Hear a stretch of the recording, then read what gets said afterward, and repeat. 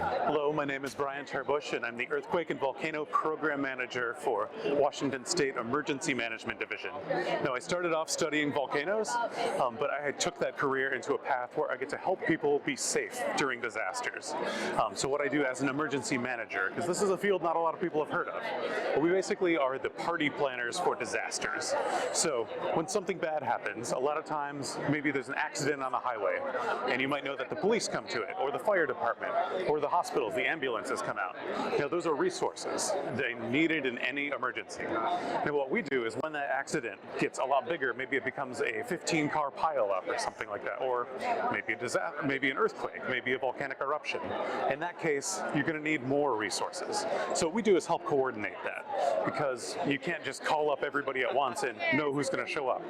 We might need resources from other countries. So say that there is a large earthquake.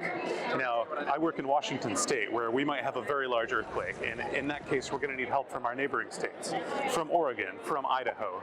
We might need help from across the East Coast, because it's going to be really big. So as an emergency manager, I work closely with the people in those states to help bring in those resources and make sure they come in a good way.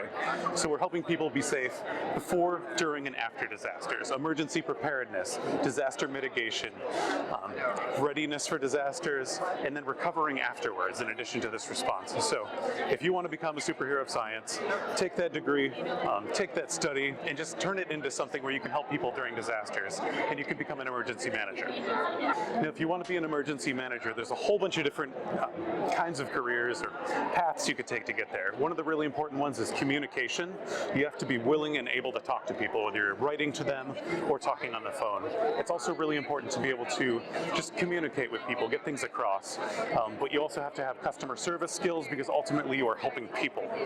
You're helping them get what they need, and you have to keep them happy as well. You might be talking to, say, somebody from a community that is underwater right now, and you're trying to help them. They are in a stressful situation, but if you can help them and make sure that they know what is coming for them is going to help them out, you're going to be much better off. So those kind of skills. Now, when it comes to sciences, any kind of computer science is going to help, being able to type, being able to communicate well, but the sciences of disaster, because if you want to study floods or fires, these are things that happen very often, but then if you want to study geologic hazards as well, earthquakes, volcanoes, tsunamis, that's what we focus on in Washington State.